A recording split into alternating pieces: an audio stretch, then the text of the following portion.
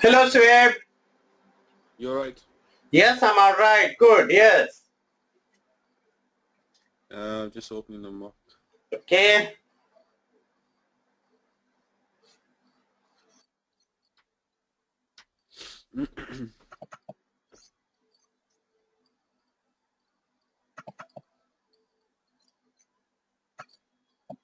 So the scorecard then, is it? This one? Yeah, it's about the balance scorecard. So let's talk a little bit about the balance scorecard before we go to the question. What Yes. do you know about the balance scorecard?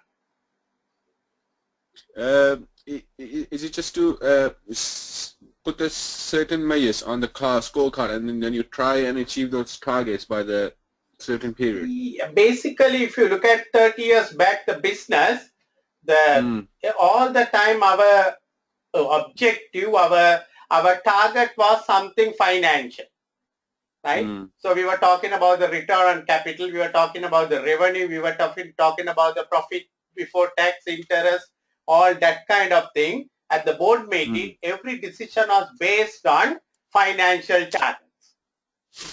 So somewhere in 1991, the two people, Kaplan and Norton, brought the idea that business cannot be run only looking at the financials. True enough. True enough, ultimate end is to get the financial success. Ultimate end is to get the maximization of shareholder wealth.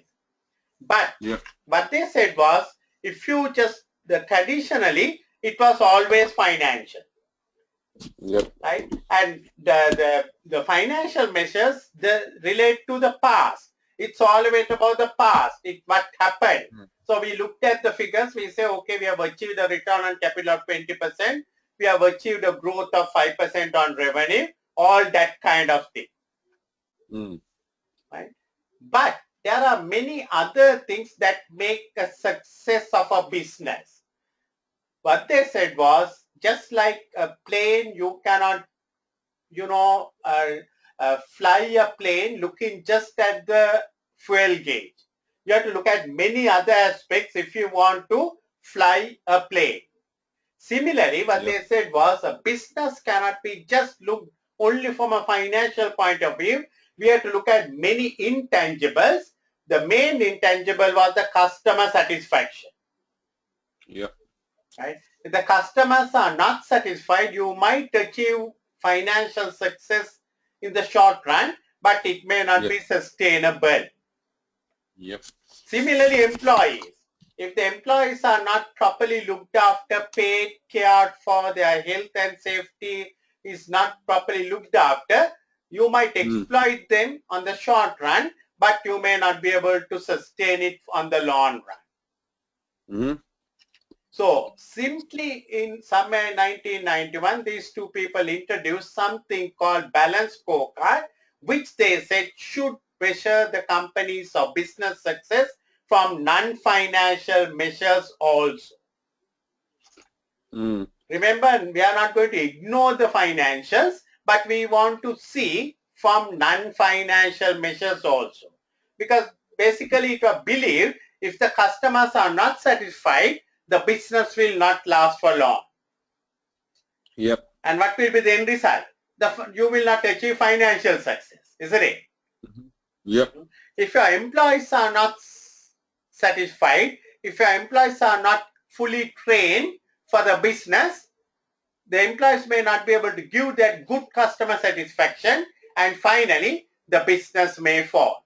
Again, the financial success may not be achieved because your employees are not properly motivated, properly trained, properly rewarded. So two angles, one from the customer, one from the employee. The third one is your product itself. The way that you produce the product, the quality of the product, the process in which you produce the product, that also needs to be ultimately customer satisfied. If you just go on producing the same old way what you produced 40 years back, you may not achieve that product success, and finally the end result may be your product may be out of shelves of the market and you may suffer financially losses.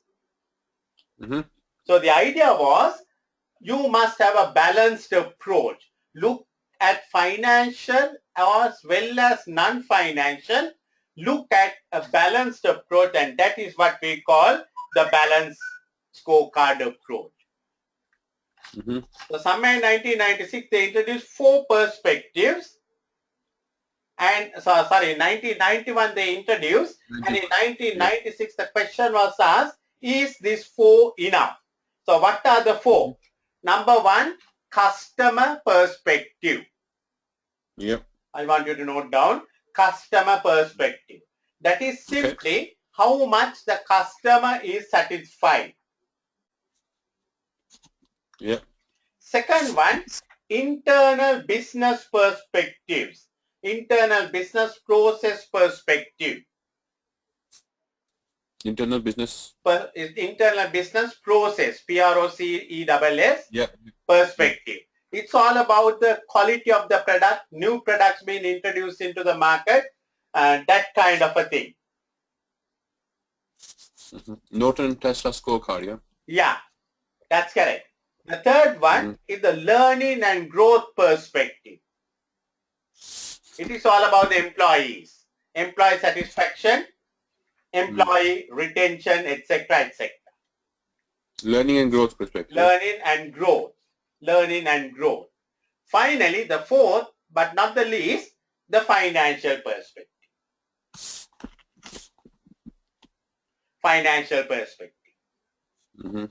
So instead of measuring your company's success or trying to align your company only on the financials, now the business is looking from 4 different angles: the customer perspective, learning and growth perspective, and internal business perspective. So customer perspective is how we should appear to our customers. The vision is to appear best to our customers. So that is what the customer perspective is. Yep. Internal business perspective, what business processes we must carry on, where we can excel to satisfy our shareholders and our customers. Yep. The learning and growth perspective is to achieve our vision, how we will sustain by having right employee motivation, right employee training. Yep. And finally, financial, how we should appear successful to our shareholders. So basically, any company, you must have a vision, you must have a mission, and your strategy should be focused on these 4 areas: customer, business, learning and growth, and financial. Yep. Right? So basically, the idea was, don't set only financial targets for a business, but set the targets on all these 4 areas. So performance indicators will be in all 4 areas. So if you look at for example, the customer perspective, now in the film industry, how can we know the customer satisfaction, Sohail? With the feedback when the movie is released, how much we sell, and with the feedback the movies are released, it all will say how many weeks it will run the film. If it's a good film, it will run for many weeks, or it may not run for just 1 week, 2 weeks, kind of a thing, right? If you can find out the people who are revisiting the film, repeat shows, kind of a thing, right? That kind of a thing. Maybe if you can get the market share of the film viewers as a percentage visiting to your film or watching your films, that kind of a thing may be a way to get the customer satisfaction. Yep. And also the number of critics, number of, kind of adverse film, things. write the film reviews. Yeah.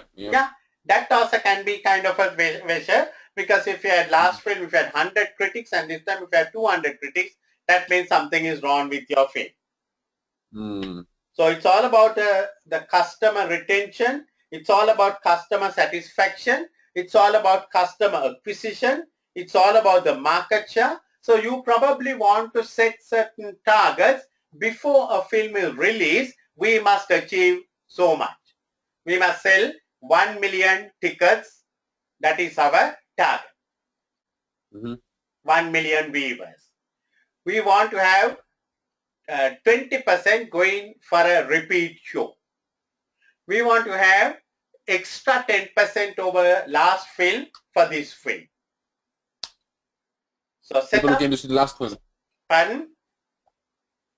I didn't get that 20% and 10%. We want to have 10% attendance over the last film what we did. Last film we had 1 million. This time we want 1.1 million. Because we want to improve all the time. Set up some targets. Right? Okay. So it all depends. If the customer is satisfied, the customer will come. We want to have repeat people. The people who watched our earlier film coming to watch the second film and the third film. That kind of a thing. So those were what we call customer perspective. There can be many. Generally in the balance scorecard, we try to set, we don't want to set too many targets. We try to set for each perspective maybe 2 specific performance measures. Okay. Right? 2 specific, because you don't want to have many. Because one of the criticisms of the balance scorecard, true enough, it's a good one. It gives a balanced approach. But one of the criticisms of the balance scorecard is by trying to put too many things on the producer or the director or the film team, they will lose the focus on the profitability. Yep. Because they are trying to satisfy many things at the one and the same time, and that can mean there can be problems happening in trying to do. I mean, you are basically becoming jack of all trades, like. Yep. So that can be a disadvantage. But having said, in 2011, your examiner, Petrie examiner, wrote a nice article about all these balance scorecard. What she said was, if this was introduced in 1991, but it is more relevant in 2011, and I'm sure it applies even to 2016 and 17. What she said was, today, because of the competition, because of the customers have a bigger choice, we have to be focused on non-financial measures much more than what we did in 1990s. And that is true, because today customer has many choices. If I don't give you the right tuition, you have many other places to go for tuition. So I can't just put up my financial targets and wait unless I give good customer satisfaction, unless I give some good products for you, unless the INSAF has good tutors who are satisfied with INSAF, who is going to do the job for them. Right? If you fail in any of those non-financial things, what are the 3 non-financial? Customer satisfaction, internal business perspective, and learning and growth. If you fail in any of these 3 areas, you will agree with me, we will fail financially also. So, in fact, the examiner came out, your examiner wrote an article somewhere in 2011. What she said was, the 3 non-financial measures, customer perspective, internal business perspective, and learning and growth perspective, that she calls lead-in measures. Lead-in measures. L-E-A-D-I-N-G. What she said was, if you lead on those 3 measures, the financial success will follow. It's inevitable. Inevitable. Keep the customer happy, keep the employee happy, keep the good product. The people will buy your product, people will patronize your product, and the people will be very happy to produce a quality product, and you will get the market. Very simple.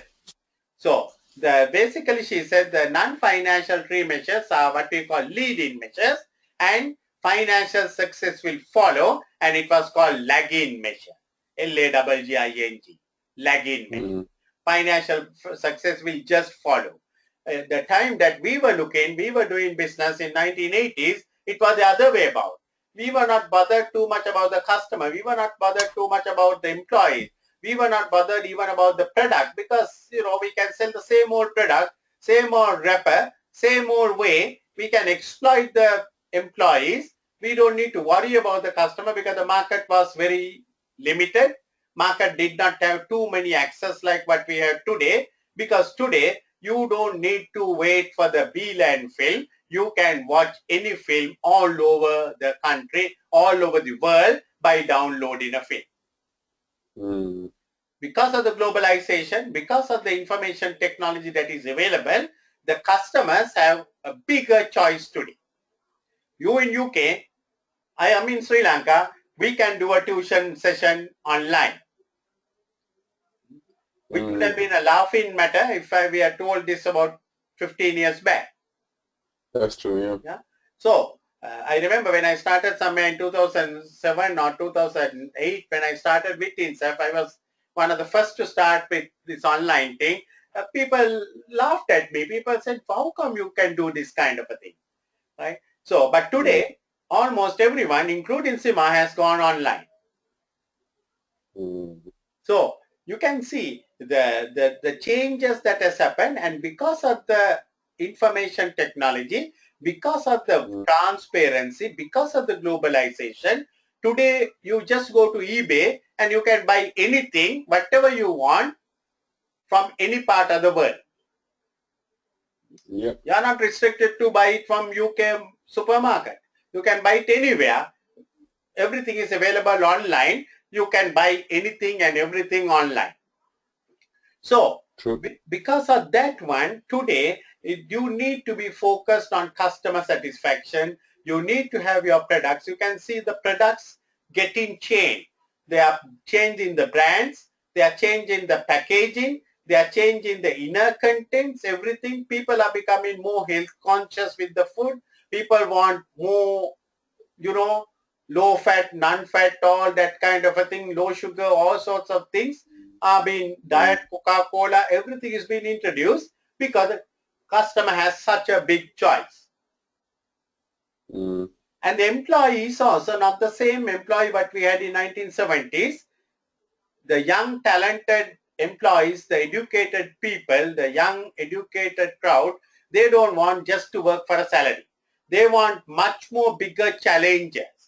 They want to look at the career progress. 30, 40 years back, you just went for a job to get a salary. That's all.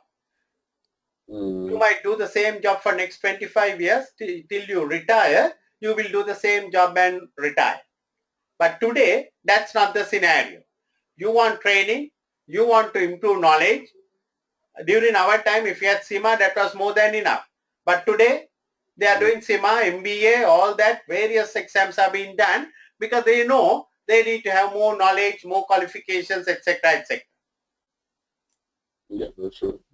So the employees need to be trained because 40 years back, there was nothing called HR, right? It was only a personnel and administration department that was there to issue a letter of appointment, to letter of termination, and to manage your leave. That's all. 30 years back, or say 20 years, 25 years back, the HR came because we had to look after our employees as a valuable resource, in fact, as the most valuable resource, and to see that we protect and sustain our employees with proper training, induction, all that kind of a thing. So this is what basically what happened in the thing. So on the internal business perspective, you probably want to look at many things like, time to develop the new film in the film industry. Earlier we were taking 2 years. Can we do it in 1.5 years? Can we do it in 1.25 years? You might want to set up a target because the sooner you can produce a film and show it, the risk that risk element can be minimized. So you might want to set up a project time to complete the film and to screen the film. You might want to look at the cycle time, how long the film will run in the cinemas, in the box office. 8 weeks, 9 weeks, you might want to set up a target for that kind of a thing. You might want to look at the cost of the producing, not in the financial aspect, but to see what cost we can save. Finally, on the learning and growth, not on the final, the third one, learning and growth, the satisfaction of the cast, satisfaction of the film team. Because film is a project, there's a crew, including the cast, the sound, all that, their satisfaction. Are they satisfied? If they are satisfied, they will be working very, very energetically, very enthusiastically on the film. If they are not satisfied, they may not come on the shooting dates. You may have to postpone it. Many things can happen, isn't it? That's true, yeah. So keeping your cast satisfied, giving them the best possible, transport or whatever, accommodation, all that. Because I remember those days. I was speaking to some of the Sri Lankan top actors and actresses. They said those days they were given very sort of accommodation in places where they could not even think of sleeping, right? But today, if you give that kind of a thing, you are not going to get the crew. You have to give the 5-star hotels, you have to give the right accommodation, you must give them proper transport, all that kind of a thing. Last week I met a person, a very senior veteran actor. He told me during his time of acting, they don't provide transport. They have to go on the public transport. And one day they were coming, the bus broke down and they had to wait at a bus stand, all that kind of a thing. Today, that's not the scenario. So you can see how the things have improved. So finally, of course, the financial perspective. So in the financial perspective, we have things like gearing, things like cash flow, things like the profitability, things like the return on capital employed, all those things, the traditional financial measures will be done. So this is simply what we call the balance scorecard. So the balance scorecard is a very, very important tool, but we use it all the time. It can be used in film industry, it can be used in manufacturing industry, it can be used in the service industry, it can be used in any area. And I suppose, it is something that we need to be doing all the time. The disadvantage is by trying to put too many targets, you might, the people who are not properly trained on the balance scorecard, they might go to the extent of satisfying the customer. To that extent, they might lose focus on the profitability at all. That can happen. I was taking my daughter to a particular hospital in Sri Lanka when she was living, and what happened was, at one time when I went, I saw for that particular floor, they had some 8 rooms and they had 4 nurses all the time. But later on when I went, suddenly I found for 8 rooms, there was only 1 nurse.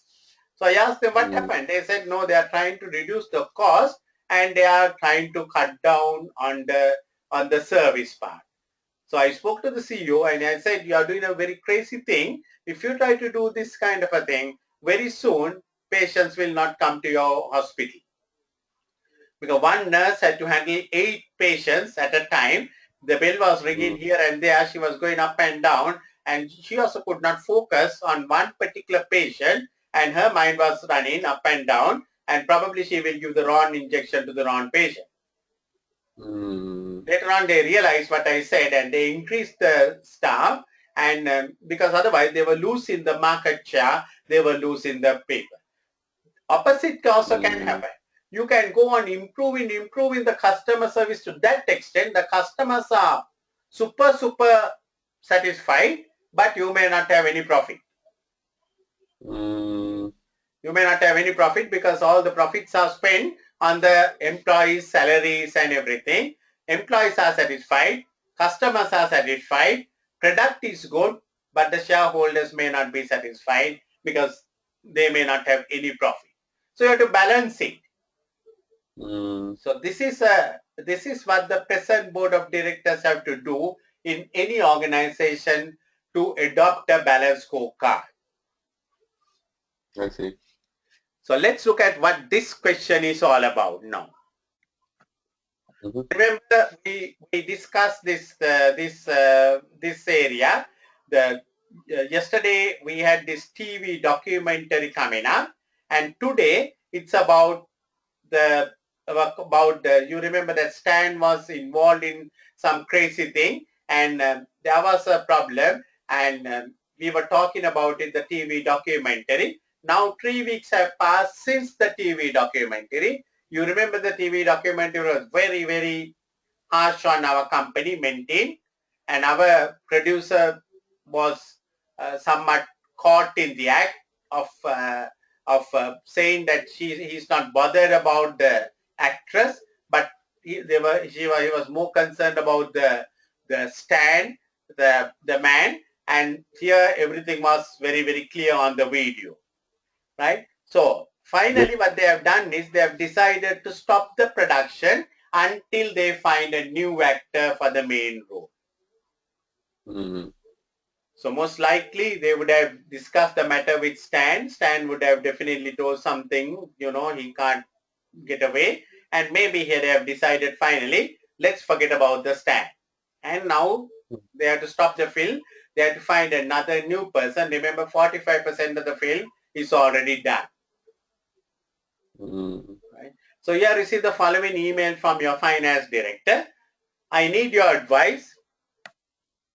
The Summer Night production team is complaining that the other crews of the film are affected by the ongoing shutdown production since the documentary.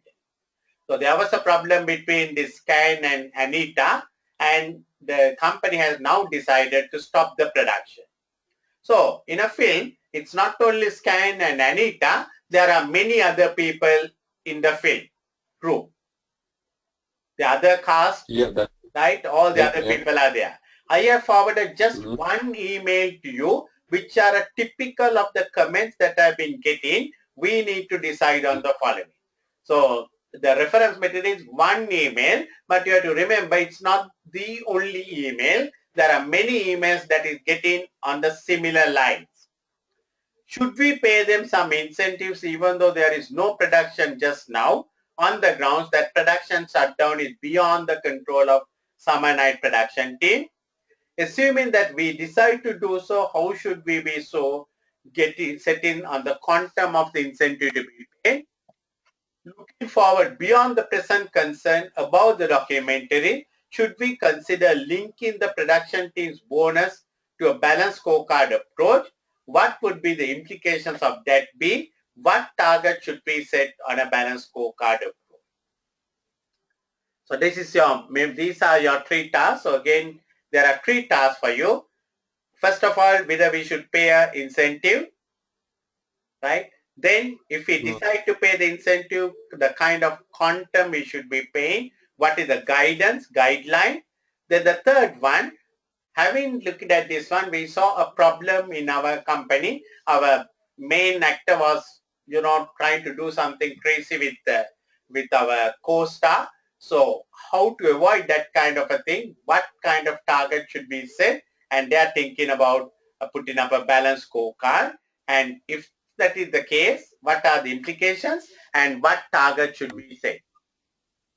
Well, in the question like that, do they typically mention things like that? Like last question, they mentioned value-added chain on the question, and this question, there's a mention about balanced scorecard. Yeah. Is it generally mentioned like that, or is it something you have to guess? That's what they told. Most of the time, they might give you what the idea they want. They might say the balanced scorecard or value chain. They would, okay. Yeah. If they don't say, they might put up in a different way, like saying, should we put non-financial perspectives? In that case also, it's all about the balanced scorecard. You remember in this question, the first part was about the value chain, second part was about the supply chain, and the third one, now we are into the balance scorecard.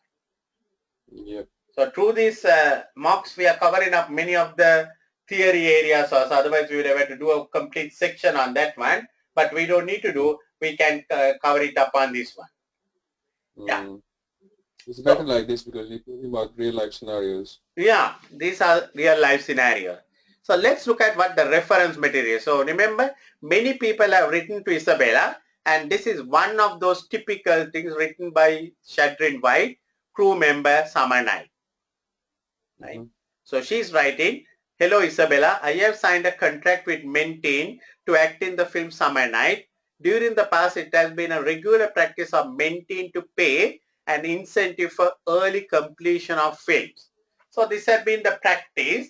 You know, you remember I told you in a film, what are the three things in a project? Quality, cost, and the time. Quality, cost, and the time. If the quality is not good, film will fail. If the cost exceeds, the film will fail in the terms of profitability. If it takes more time to produce, it will fail because you may not be able to show it on the due date. So here what these people do is they give an incentive for early completion. So they must be setting a target saying that they have to do it by end of December. And if they do before end of December, they are paid an incentive. They are paid. We do not know what the incentive is, but surely they are being paid. So that way, the people will get cooperated into a team. They will not, one will not come because, you know, in a crew, in a film, even if one doesn't come, you can't shoot it. Yep. Particularly if the main actor or the co-star is not there, if all the other people are there, still you can't shoot it. So you have to cancel the thing. And so here when you give an incentive, the people will be enticed, motivated to come and to do the film without wasting their time. In all past films of Mentine, we have regularly beaten target completion dates and we have enjoyed large incentives for working for Mentine film. I want you to underline the word large. So that means it's not a small amount. They are getting a fairly good incentive for doing the film on time. I have enjoyed the challenge of working with Mentine films in the past, but I'm concerned that my reputation is going to be damaged by the current suspension of the film ever since that terrible documentary was broadcast. Now we can see two angles from here.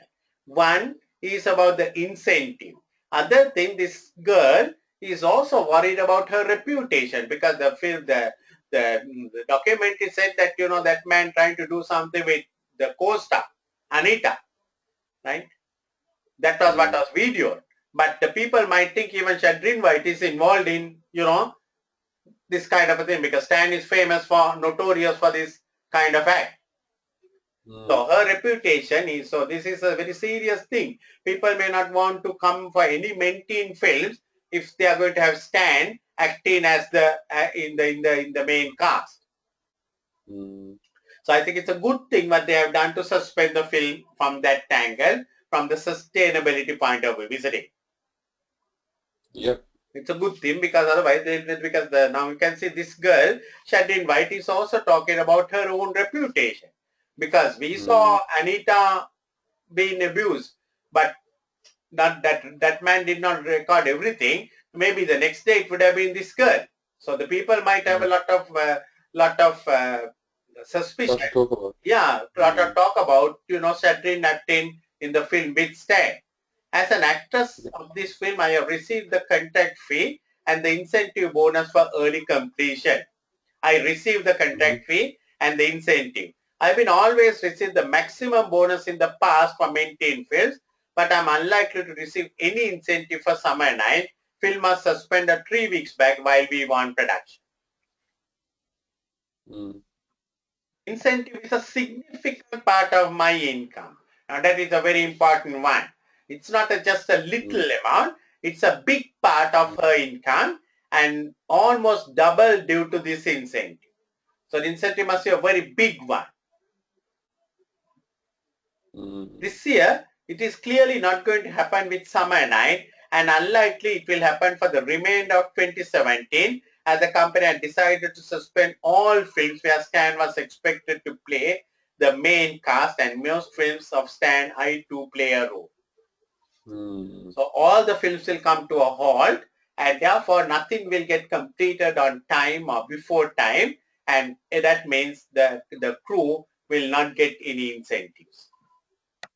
If you compare my position with Midnight Blue film actress Cindy, then it is really unfair on me, because this applies only to the films where Stan is acting, but there's another film, maybe some other person is the co-star, another person is the main actor, and there is a, parallel to our Shadrin, Cindy, and she has no problem because the TV documentary did not speak anything about that film.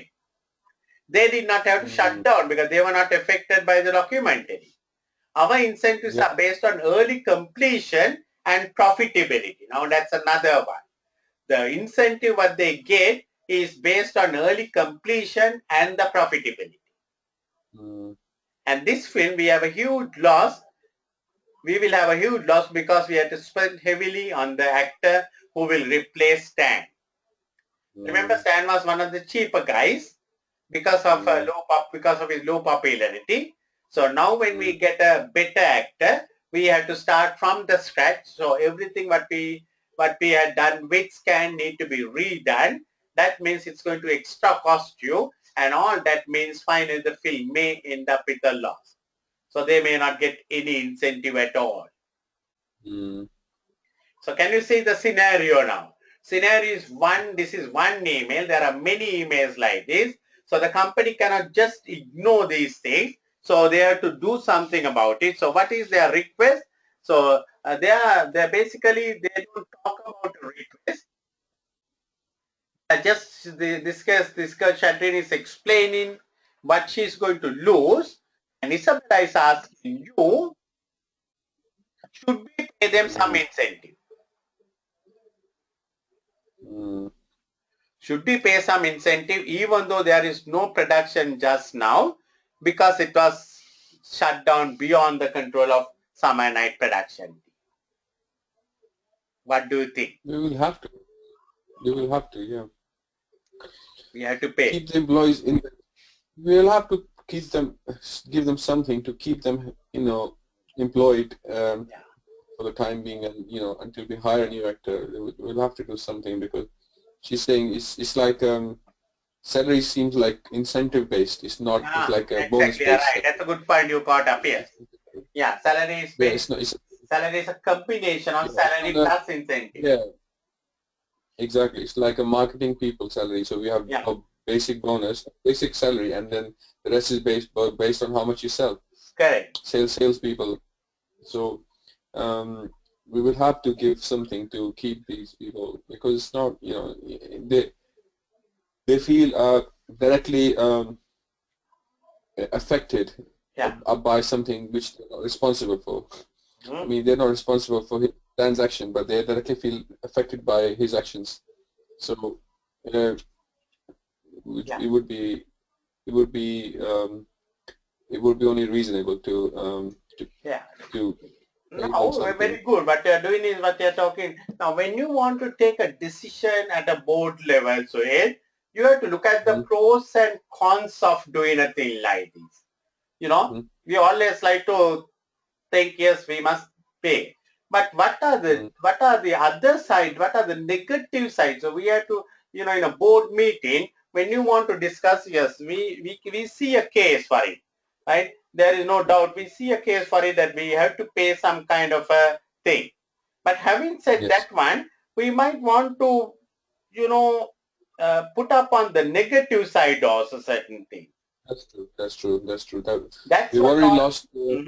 We already lost a main co-star of the film. Yeah. Who we got quite cheaply because of his him being unpopular. Yeah. We got a good price. So now we have to hire someone even more. Yeah. We'll have to spend even more money to hire someone, and then we'll have to restart the film because 45% of the film has already been shot. It's Yeah. going to be shelved. Yeah. And we will have to restart. So yeah, monetary wise, like money wise, there's going to be lots to. Yeah. Remember, That's going to be. remember these people, these your crew team, all those people are in a something like a union, in a guild. Yep. Right? In a guild. So if whenever we are trying to do something, something different kind of a thing, we must always think whether we are going to create a precedence. Yeah. Oh, that's true. Yes. Understand? Yes. Right? Now, because now that is what our business skills, that is our leadership skills. It's nice to pay a bonus and all that is all nice. But we have to remember, the moment we do this thing, whenever there is a next film, if for whatever the reason if it gets delayed, then we still have to pay the incentive. You remember, you see this one. So you have to be very careful. So now in real life in companies, these situations happen. We know there's a case for us to pay something, but if we just pay that kind of a thing, we have created a precedence. There's something what we call what we say a constructive obligation and a legal obligation. Legal obligation arises because of the law says you have to pay. Constructive obligation arises because of some in the past you have done something. It's not the law, but that has been the practice of the company, and therefore we have to pay. So the sole purpose of paying incentives to make a film early is lost. Now every time whenever there is a delay for whatever the reason, they will quote the summer night and say, look, you all paid it and pay. Yeah. So it will no longer be a incentive for early completion. It will become part of your salary, a part of a right. I was working in one of the public sector organizations in Sri Lanka. The treasury rule says if the organization makes a loss, they don't get a bonus. If the organization makes a profit, December they will get a bonus. But one particular year, the water prices were not increased due to the political setup, and therefore the organization suffered a loss. Employees demanded a bonus, saying that it was out of their control because the government did not allow the water prices to increase, and therefore they could not make a profit. And then the government decided to pay the bonus, taking that one into account. Having done that one, now the particular organization is losing money every year. Yep. But now they demand the bonus. Yep. Because they say such and such year, when we had a loss also we got the bonus. Now whether we have profit or loss, you pay the bonus. Okay. Yeah. Precedence created. So when we are doing something different, we have to be very, very careful. We have to look at the long-term thing. Yeah. What is the purpose of this incentive bonus? Is to complete the film before the scheduled date. And that's no. How are we going to do that now? Because 45% is which is completely. Yeah, because now we can't do it. Now we can't do it. But the purpose of the bonus, purpose of the incentive was to complete the film. Any film that is completed, not only summer night, any film that is completed before the due date, they were given an incentive based on the profitability. But here, this film cannot be done. And of course, it is true enough. It was beyond their control. But whatever the reason, whether it was within their control or beyond their control, we cannot do the film on time. And if we pay an incentive when the film is not to be done, then the whole purpose of the incentive is lost.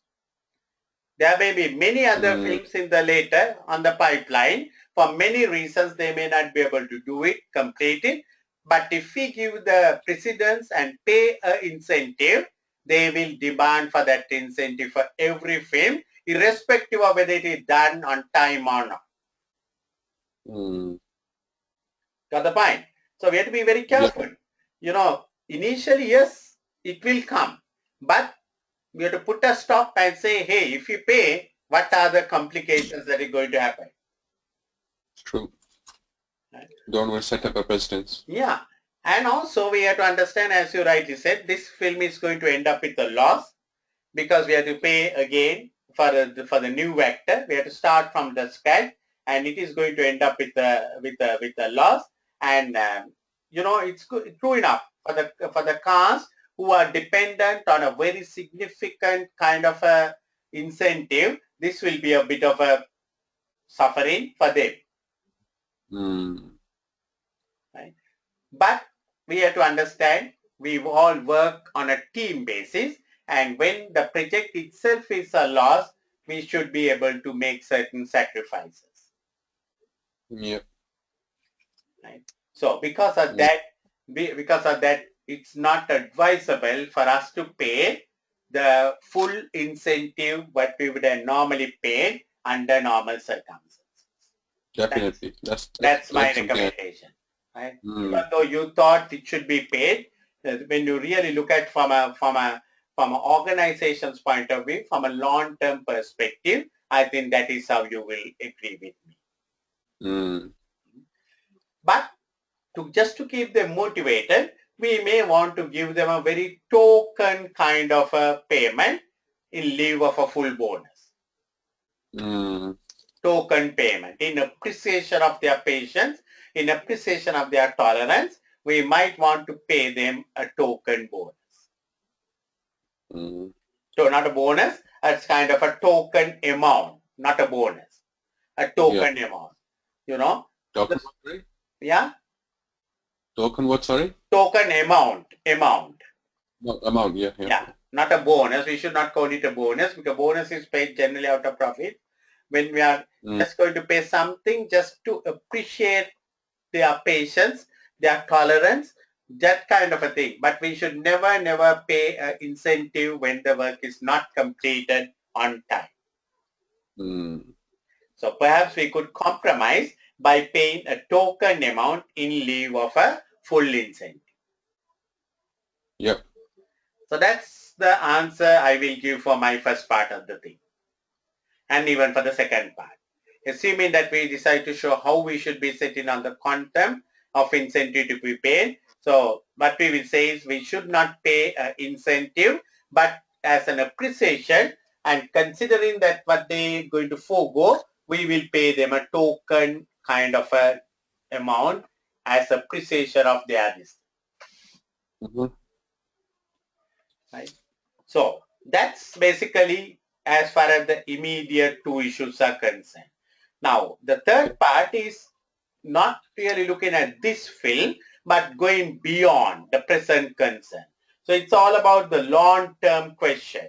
It has nothing to do with the present crisis of Summer Night. It's for the other films, whether we should set up a production team's bonus to a balanced scorecard approach.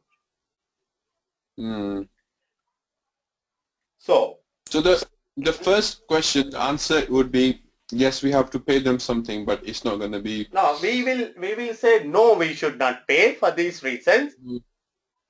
Yeah, and because we don't want to set a precedent. Precedents and all that, and it's going to end up with a loss because if we pay, we will have to continue paying that kind of a thing. We're going to create a precedence. The purpose of paying is to get the film done early. Here, when the film is getting late for whatever the reason, we should not pay. Second one we will say, as a matter of appreciation of their patience and tolerance, and knowing that the delay is not due to them, we will pay a token bonus, a token amount in lieu of a bonus. Token amount in lieu of a bonus. LIEU. In lieu of bonus. Yeah. Instead of a bonus. That's the way you will do it. Okay. Last part, now the last part has nothing to do with this crisis. It's all about setting targets for the next film and the next film and the next film. So the present target is basically you complete the film early. you will be paid this thing. But here, without doing that one, they want to see whether they can put up the balance scorecard approach. So what would be the first thing what they are asking is link in the product balance scorecard. Looking forward beyond the present, should we consider linking the production change bonus to a balance scorecard approach? Yeah. So when we are considering doing a change in whatever the scheme, we must look at the advantages and disadvantages. The present scheme is very, very simple. Present scheme is very simple. You set up a target date. If they do before that, they get a bonus. Yep. Right? So because they have a very single target to achieve, and that can be aligned with our project management criteria to deliver it on time. So that's the way it is happening. If we go for a balanced scorecard approach, where we will be looking at customer perspective, employee perspective, learning and growth, internal business perspective, and financial perspective, one of the dangers will be that company may look at the people may focus on non-financials more to the detriment of the financial perspective. It can happen. For example, they might spend a lot on staff training. They might spend a lot on, advertising and that kind of a thing. Yeah, customer promotion, etc. And finally, you might not have any profit arise in that way. And also setting the right balance scorecard targets is not a very easy thing, and there can be a lot of dysfunctional behavior happening because one target, one measure can be in conflict with another measure. Right? So now let's look at what would be the implications, what should be the target should be set on a balanced scorecard approach. So first of all, let's talk about what would be the implications of that be. If we introduce a balanced scorecard, what are the implications of that one? If we introduce a balanced scorecard, it's a change. It's a very complicated one. People may not understand it very well, just like our simple target completion date and trying to finish it, and they may resent and they might resist. That can happen because it's a big significant amount of their income, and if they don't understand it and if it is so complicated, they might resent. And so in that case, if you are going to introduce a balanced scorecard approach, it's a change of strategy. You have to use change management techniques, put up a change catalyst to introduce the change, because the people generally resist any changes. So you have to introduce the change through a change catalyst, change agent, and introduce the change. So those are the implications. Now, if we were going to set up for the film industry, the balanced scorecard approach, what are the targets we can set? So generally, you can set 2 targets maximum, or maybe even 1 target per perspective. So if you look at the customer perspective, what are the targets you can put it up? Customer perspective. Customer perspective is giving a good product, really. Offering a good product. How do we measure? How do we measure? Because we have to put up a measuring target. So how do we measure the customer satisfaction? The film, film, yes. Yeah, the film exceeds, has certain, certain. It runs for a certain time. For us to know that customers are happy, or so. How can we know the customers are happy? How can we know the customers are happy with the film? We get the reviews, or if they go and watch the customer feedback, isn't it? customer feedback. They go and watch the movie second and third time. Yeah. If you can get the feedback of the second time watch viewers, right? So that means surely they are satisfied viewers, because you don't go for the second time of the film if the film is not good. So second time viewers, and also you can look at from a negative angle, critics. Yes. You can set up a target for number of critics. It should not exceed 1% of your total viewers or something like that. So you can set up. Okay, what about internal business perspective?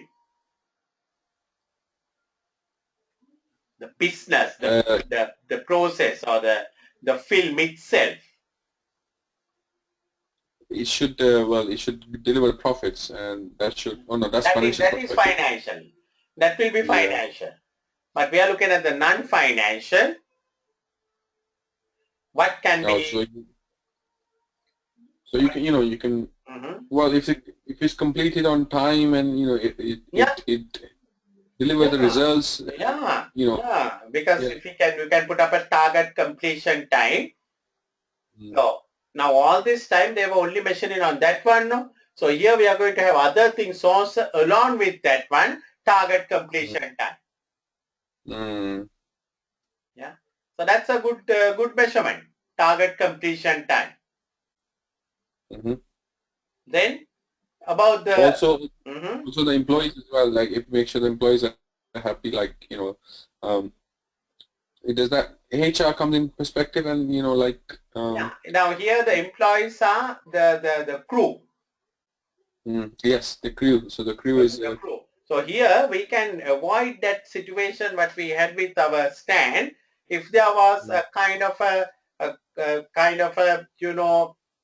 crew satisfaction, and other people also caring for the team members, then stand would not have been able to do the kind of thing. So we can put up something. We can put up as a kind of a measurement, lack of the crew satisfaction levels. Because then people would not have allowed Stan to go and abuse Anita, because then the team would have been there protecting Anita. Isn't it? Right? Because they know because they have been measured on the crew satisfaction. So for them to get the bonus, every member of the crew must be protected and satisfied. True. Finally, on the profit, on the financial, we can set up a profit target, an ROC maybe. Return on capital. Yes. So that's the way that you will go through the balance scorecard. So this is what we were looking today. It's all about the incentives, the balance scorecard, and also about change management. Yep. Right? So the couple of things we looked at, which is good for us. So this is another area which I want to do it through one of the questions. So we have now achieved that one also through this. So now this is the third section of the second mark what we are doing. So we are on the seventh section now. First one we did four sections. Today we have done the second mark, third section. The second mark, the first section was value chain, second one was supply chain, third and ethics, and third one, it is all about the balance scorecard, incentives and change management. Yep. So we will look at the fourth section of this one when we meet next. How is your program next couple of days?